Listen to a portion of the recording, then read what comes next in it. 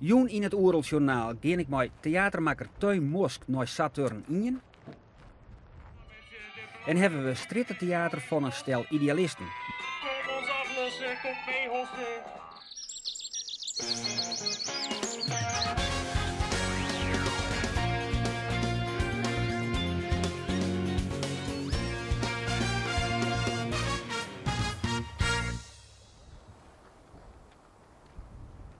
Saturn-Ien van de Vlaamse keusner Karel Welden is een ziektocht naar miniaturen in een wietsloonskip.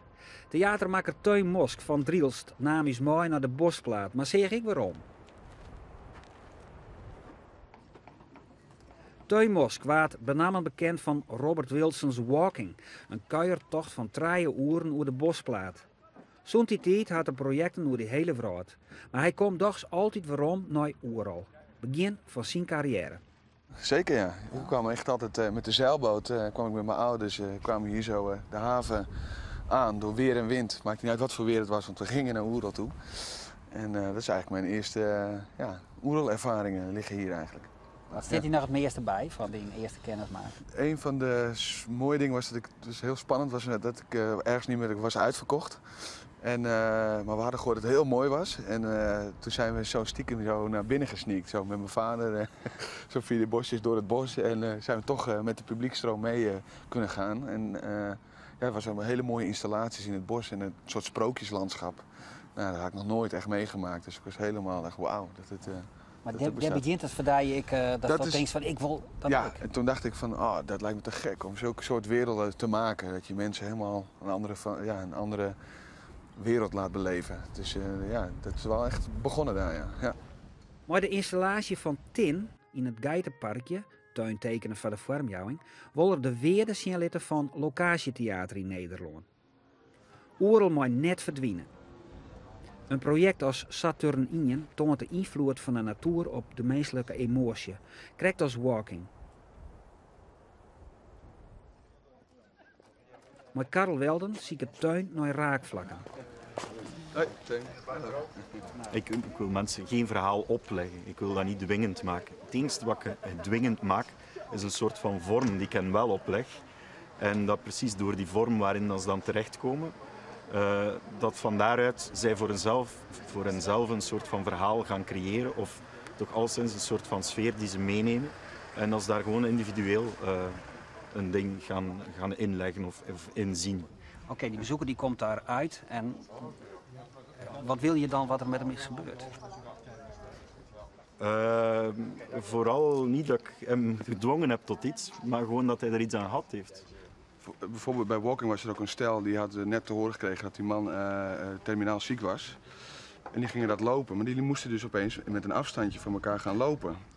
En dan realiseerde die vrouw in één keer, straks ben ik mijn man kwijt en moet ik het alleen doen, maar er is er nog natuur en er is nog meer. Ja, snap je? Dus die gaat helemaal een soort, die kwam echt ontroerd eruit en die omhelsten elkaar aan het einde en die hadden gewoon een heel mooi moment, toch samen aan het einde, dat we even, daar zaten die mensen heel erg in, dus dat is heel mooi dat je dat toch iets kan geven. Wij zullen rechts nog eventjes naar je straattheater. Ja. Maar dat is eigenlijk reageren op je omgeving. Dus dat zit er wel. Ja. Maar dat is veel directer, denk ik, het straattheater. Het is veel directer met het publiek maar het landschap en het oog voor detail. Omdat het ook heel erg een wereld is van veelheid van indrukken. En op tv zie je heel veel en veel reclames. Alles is veel. Hè? Op internet, veel informatie. En ik denk dat heel veel makers juist bezig zijn om een soort te laten zien, oog voor de details, de schoonheid, waar schoonheid in zit. En dat je dingen daar weer uitlicht. Dat we dat niet vergeten. Ja. Dus uiteindelijk straattheater, dat is heel iets hoors. Heeft je wat een straattheater? Nee. Nou, als ik er langs loop en soms ga ik eens even kijken, maar het is niet dat ik erop uit ben om het te zien. Ik heb er zelf niet zoveel mee.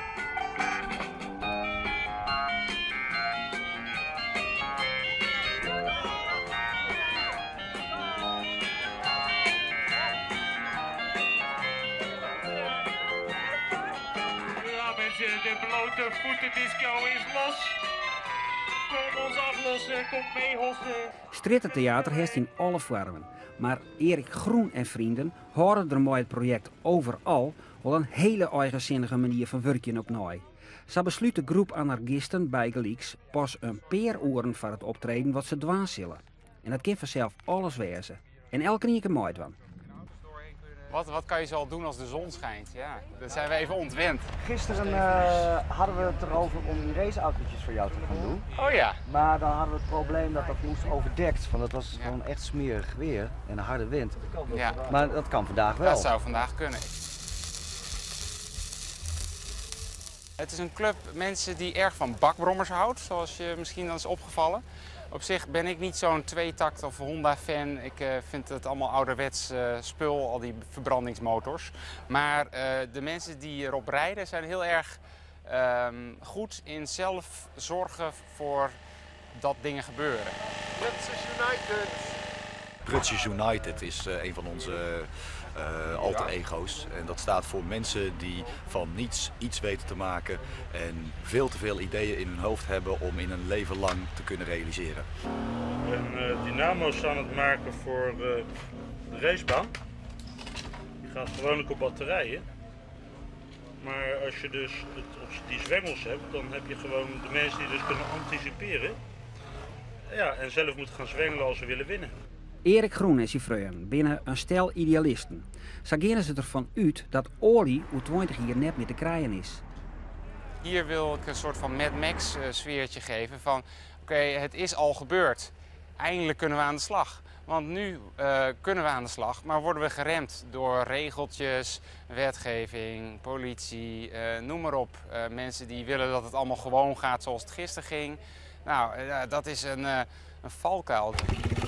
Daarom is Erik drokdwaande alternatieven te bedenken en u te vieren. Zo werkt het de blote voetendisco alleen nog maar als er stroom opwekt wordt terug te fietsen.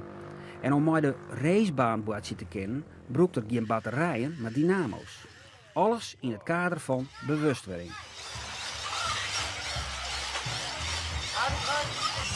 Stop! Hoe harder je gaat, hoe harder je rijdt.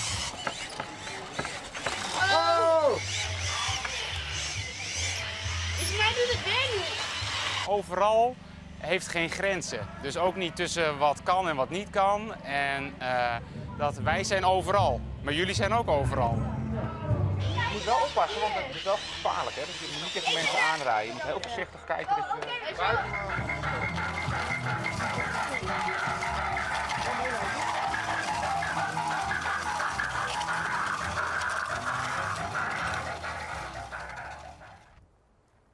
Geen bergbeklimmer zonder berg.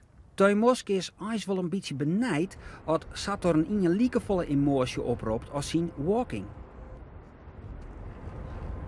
Ter vaast dan al? Nou, ik zit er natuurlijk middenin nu, maar het is toch dat je heel mooi, dat je eerst de hele overview van het landschap hebt en nu echt inzoomt op de details van het landschap. En ja, het is echt, ook omdat er weer mensen in zijn en verschijnen en heel langzaam ronddraaien, gaat het voor mij heel erg over wat de mens en de natuur is. Of de mens ten opzichte van de natuur en de kracht van de aarde.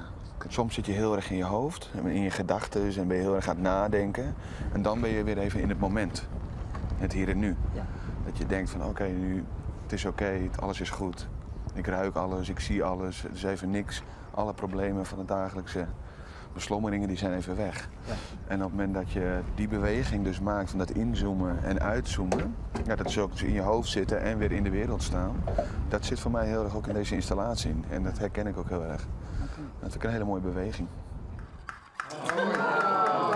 Ik kan wel doorgaan, maar u heeft zelf denk ik wel door voor wie deze eend bedoeld is. Deze is voor Nico.